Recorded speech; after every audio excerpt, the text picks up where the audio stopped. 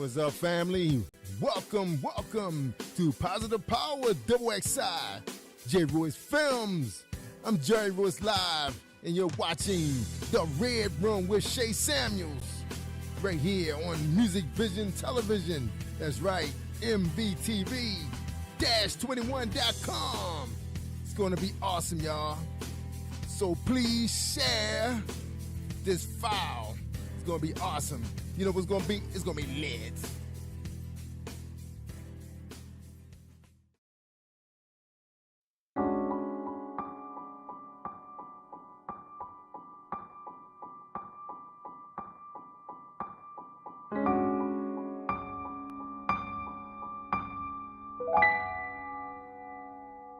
Rolling tape.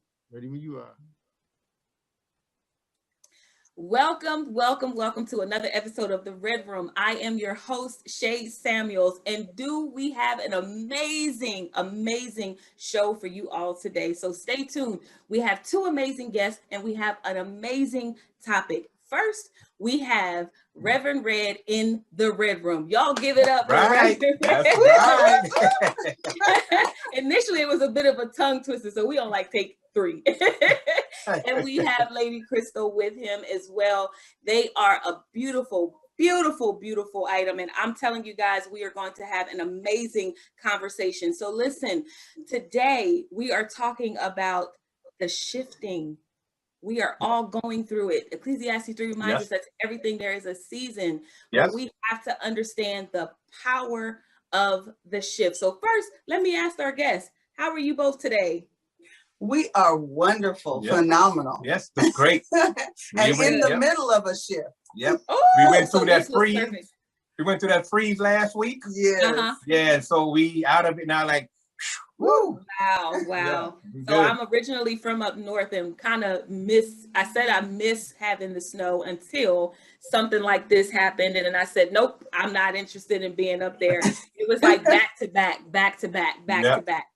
So I can't say that it's beautiful to look at. Yes, it's beautiful. I'll watch it on TV. It's beautiful. Now you can turn things on YouTube. If you want the fireplace, you just turn it on YouTube. Turn it on. Yes. You turn it on YouTube. And so I think I'll stick with the YouTube. But thank you both for being on the show. We have a powerful discussion today. And, it's going to be amazing to see what comes out of this. And as always, I pray that it will bless someone watching it today. But today we're talking about the power of shift. I did a message a long time ago, probably about a year ago, but I did a message on shift. And for some reason, it just came back on me today. And I was thinking about how, when I was younger, I used to drive a shift vehicle. And it had 5 shifts. And if you know how to drive a shift car, you have to shift in order for you to go into the next gear. In order for you to actually go into the next, in order for you to drive without you burning your engine out. Come on, y'all. Yeah. All right, come on. Yes. Come on. Burn the engine out. You have to shift. And so in this message, I was talking about how I would have to go in the first gear, and I had to learn how to use my pedal and brake at the same time to get to the second gear. And how many times did I burn out a clutch before I actually learned it? Right? Yep. How many times? And so the power of shift is just that. If you are not necessarily prepared, but if you're not shifting when it's time, you are risking burnout. Come on now. We're going to talk about that today. Reverend Red, I'm going to start with you. What do you have to say about the power of shift? Well, the power of shifting is kind of it's kind of scary. That's the number one thing. Whenever God calls you or asks you to shift, because we have gotten so comfortable, we don't want to make that move. Because we don't know where we're going to shift to or what's there, we don't want to make that move. Let's go back and this was Black History Month. Let's take slavery, right? A lot of slaves, I think they said 70 to 80% of the slaves that were free didn't want to shift to freedom. Right. They don't want to shift. They don't want to make that move. Yeah. Because of the unknown. Yeah. Many of us today, the enemy have us in bondage, have us in a certain situation, and God is calling you and opening the door for you to make a shift, to make a move. But because we don't know where God is taking us, Yeah. And, you know, God knows, but we don't know. Since God ain't told us and we don't know, then we are nervous about the shift. Yes. How can we be nervous about where God is taking us? But here's the thing. So you said that God, well, first of all, we all know there's a such thing as discernment. And so our steps are already ordered. Now, God might not have shown us the full plan, of course, because if God shows us the full plan, then why would we even need God? Why would we even desire God? So he's not going to show us the full plan. But we just talked about this on another episode, that there's a seed. I called it the believe seed on one of my messages. Okay. There's a believe seed that is in all of us at the time that we're born. And so with that comes vision. And although we may not shift because we don't know what God has for us, the operative word is God has something for us. Right. Yes. So if we trust that God has something for us, and we know, and that belief seed in us says, whatever God has for us is good. It's time to shift. That's right. Lady Krystal, what do you have to say about it? I can think about what made me shift. What is it? What happened?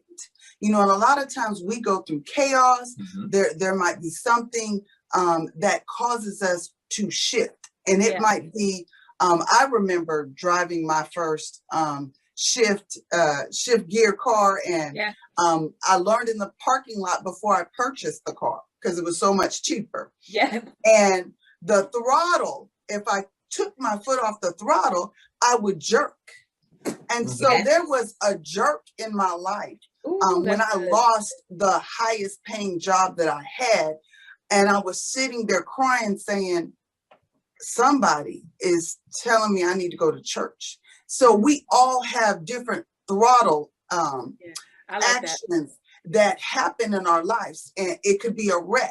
It could be a breakup. You know, mine was a loss of a job. And it caused me to shift. It caused me to seek the one that created me. And so a lot of times we get stuck.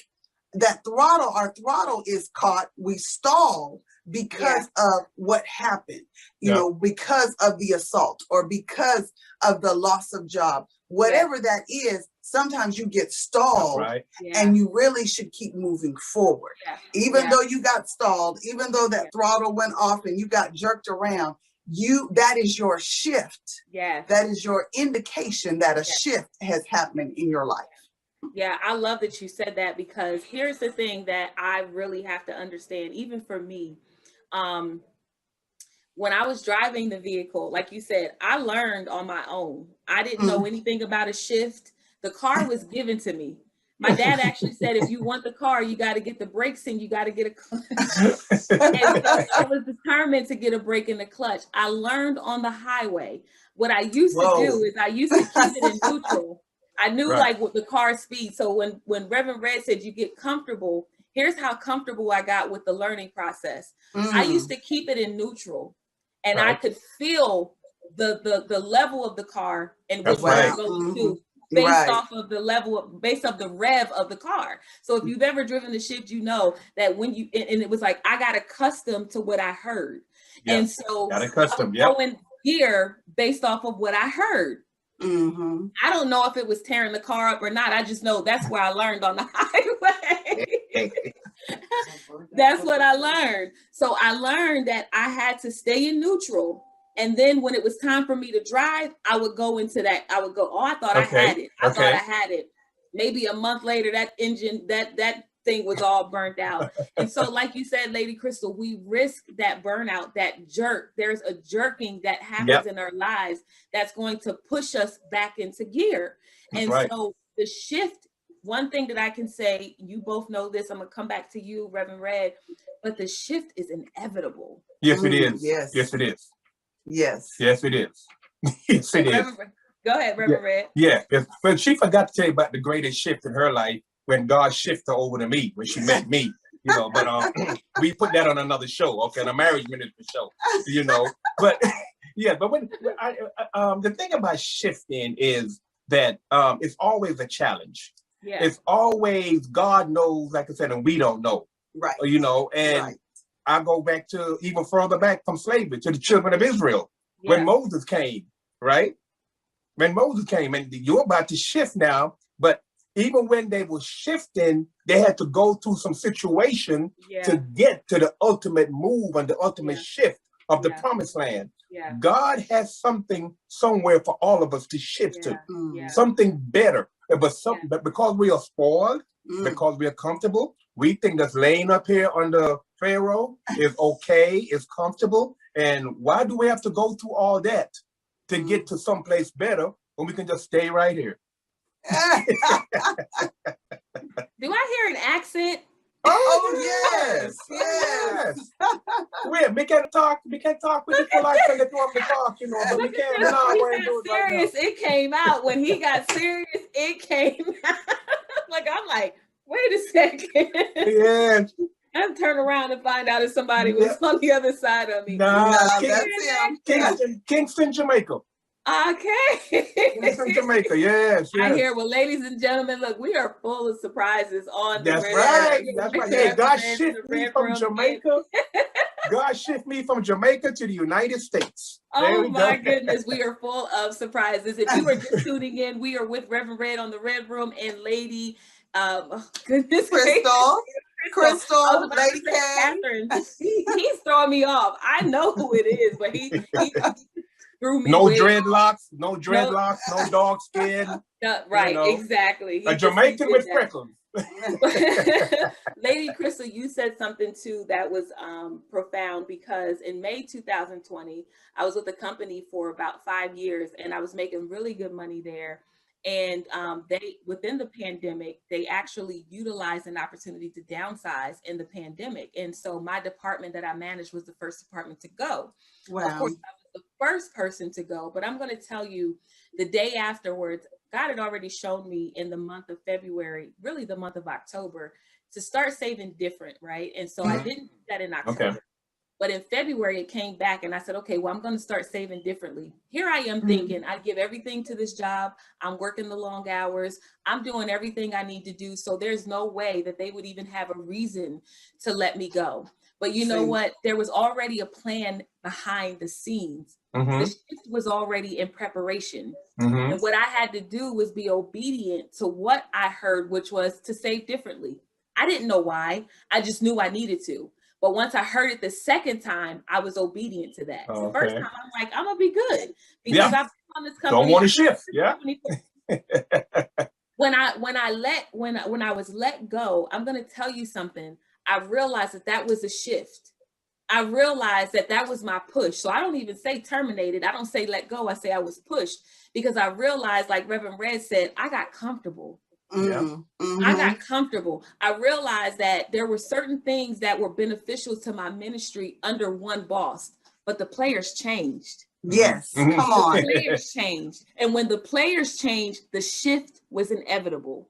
And so here I was comfortable. And when I got comfortable, God said, no, I'm running a profitable business right now. I have a very successful ministry. And I understand now that it was because I decided, I'm not even telling y'all the truth on the Red Room. I didn't decide. I was pushed into the shift. Yes, come on. I was pushed into the shift. So Reverend Red, let's talk about that push when people are going against the current. And you know you holding on to the pole and the wind is blowing and you trying to hold on to everything that you got. That's true. Trying to hold on to everything. You got legs up in the air and you just don't want to let go. But the shift being inevitable, talk to that person that's trying to go against the current, holding on to that pole and every single thing that they have. And God is saying it's time to shift. And some of your guests might get mad at me right now because I'm talking about like single ladies that's still holding on to a man 13, 12, 15 years. My wife and I always talk about that. I'm like, what are you holding on to? God is about to shift you. Some shifts are major, some shifts are minor, but every shift is important. Okay. Yeah. Some shifts take you to another country, to another state. Some shifters take you around the corner to another job. So wherever God moves you, my wife always tell me this, baby, are you ready to move? As a preacher, you got to be able to shift, be able to move wherever God wants you. And sometimes I'm spoiled. That's why I can say this. I'm like, oh, baby, I ain't going nowhere. I'm staying right here and minister right here. I was in South Dallas for the longest ministering. Hey, God said, let's move north. And my wife kept saying that. And I'm like, well, this is good. I'm comfortable. We got our building. It's paid for. We are right here. God uprooted us. And guess what? Shift.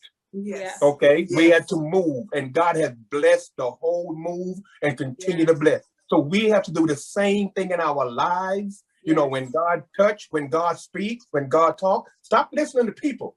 Yes. Yeah. Stop listening to people. Yeah. And listen to God.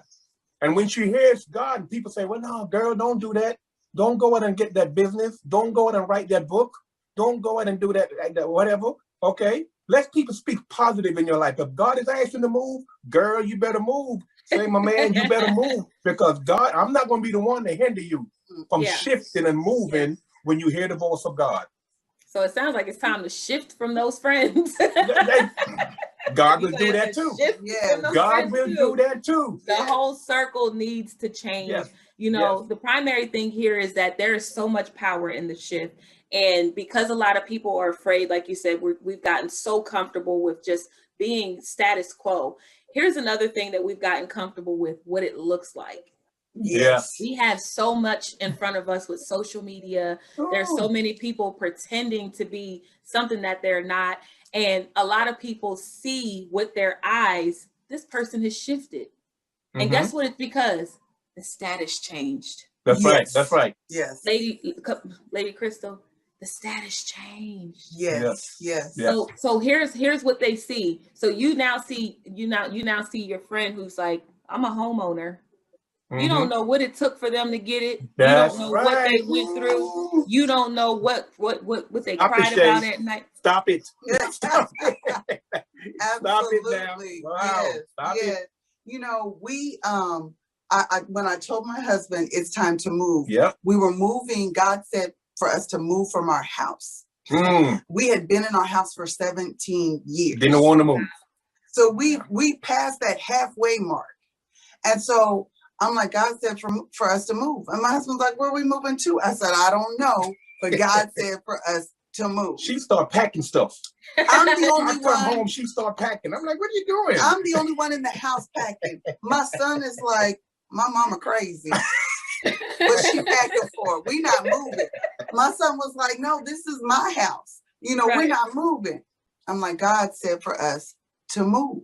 So he made us uncomfortable in our home. Things started shifting. Our house literally started shifting. And so I'm looking at cracks and I'm like, oh my gosh, you know, we got to fix this foundation. And God was like, no, you need to move. You need to move. So when I said, okay, we're moving, it took 3 days. You didn't hear me. It took 3 days. Our house was on the market for 3 days and we sold it. And then we were like, where are we going to move? It was in an uncomfortable time. We had a vacation and a basketball tournament because we do a basketball ministry with underprivileged and overprivileged kids. We bring them together. Mighty Kings. Okay, good. Mighty I like basketball.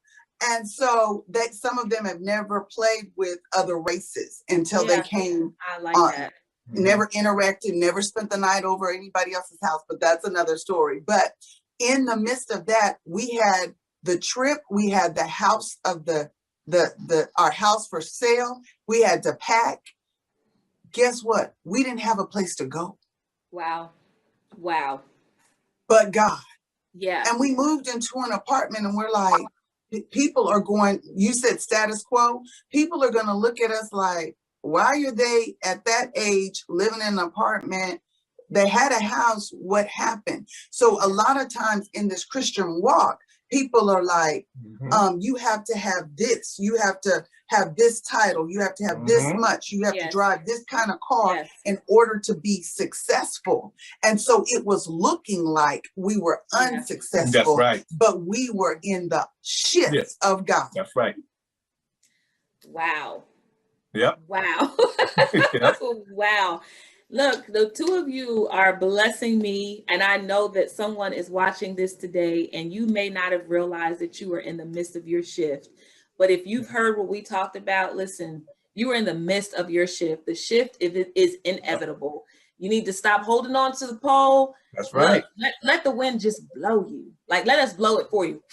That's right. Yes. Let the wind just blow you, because it is inevitable. And here I am, you know, I laugh while you guys were talking, because it's like, kind of, you got to practice what you preach. You're talking, and I realize I'm in the midst of a shift. Mm-hmm. You know, while you're talking, I'm realizing I'm in the midst of a shift. And for me, sometimes I'm like, God, another one. You know, I'm like, I feel like an army brat sometimes, because I'm always uprooted. And because I'm always moving, and I'm always, you know, it's like, when do I get a break? You know, I just want to settle. you know? But I realize that the shifts are inevitable. There's ever changing environments around us.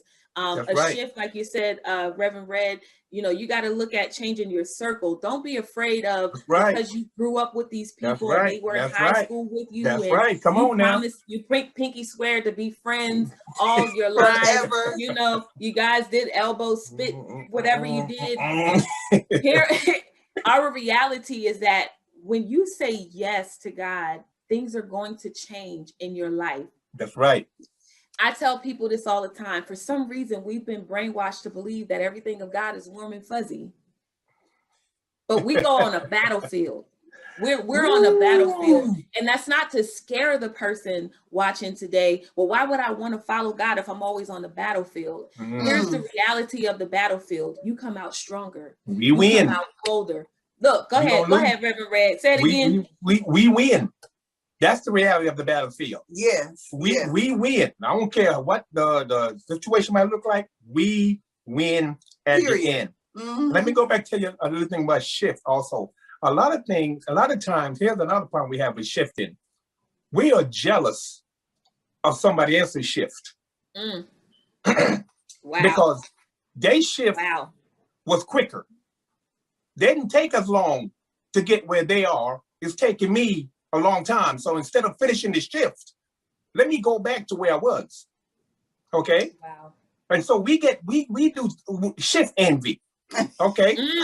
How did Shay get on TV so quick? How did she get all that so quick? And we trying, and we haven't there yet.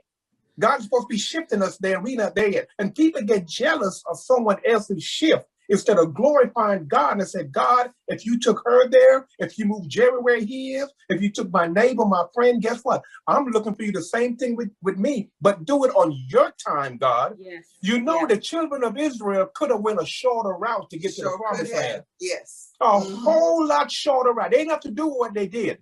Yes. They said, why is Moses shifting us up there? Yeah. We can shift down here and be a whole lot quicker. Yeah. That's not what God has for you. Yes. That's not the journey that God has for you. Each one of us have our own different journey. Absolutely. And you know what that makes, Shay, when we have our own different journey? It gives each one of us our own different testimony. Yes. See, our testimony is not like your testimony. Yes. See what I'm saying? You got a different shift testimony than what we have. Yes. You see, and that's what God is saying. So don't be envy of nobody else's shift. No matter if it's quick overnight, you might like, boom. But they did it quick. What's wrong with us? God has his time. He's working with you. You just let God do what he has to do in his time frame. Yeah. Yeah. You know, it amazes me. It amazes me because the number one group of people that have the biggest challenge with the shift are the believers. Look at her. I'm about to stand up and run around. Did you see their faces? Yes. And why is that? Why is that? Yes. Because we are not taught that in church. We're taught that it's you're supposed to be rich and wealthy and you're supposed to have all quick. Everything is supposed to be, you pray for it and you get it. But when Jesus came, if I'm not mistaken, he went from city to city. Yep. He went from place to place. That's shifting. He taught his disciples how to shift. They shifted from disciples to apostles. The shift happened, and he taught them to shift. He taught them to shake the dust from their feet. He didn't teach them to stay in one place. He never told anyone where in the Bible did he say, sit down and be still. He said, go. Yeah. Go. The Great Commission was for everyone to go, but people get comfortable. And in Moses' time, Moses was moving the children of Israel in what? In tents. There was nothing permanent in that 40 years. Yes. They were moving in tents. Now, when God wants you to settle down, he'll give you a house that you did not build. He'll give you land that you didn't. Come on, somebody. He shifts you. He's going to give you that fur coat that you ain't know was going to come out of that bedroom for your photo shoot. Boy, here we go with that fur coat. Well, I do want to end with saying this. Like a caterpillar is meant to turn into a butterfly. I did a study, and that study said that if a caterpillar lives past its life expectancy before turning into a butterfly, it will die. The caterpillar is only designed to live at a certain weight, and living beyond the butterfly time frame, that season of turning into the butterfly, it is surely to die. So if you're watching this today, know that it is time for you to shift. You have heard it here from the three of us, and we have been through our own shifts. We have our own testimonies, but at the end, Reverend Red said it best. We win. So I want to thank you all for tuning in. I want to thank you both for being my guests on the Red Room. Thank you for having us. Thank you for having us. I really appreciate it. And I pray, as always, that this has blessed you, the viewer, today. Yes. I'm Shay Samuels, the host of the Red Room, and I want to thank you all for tuning in. And until the next show.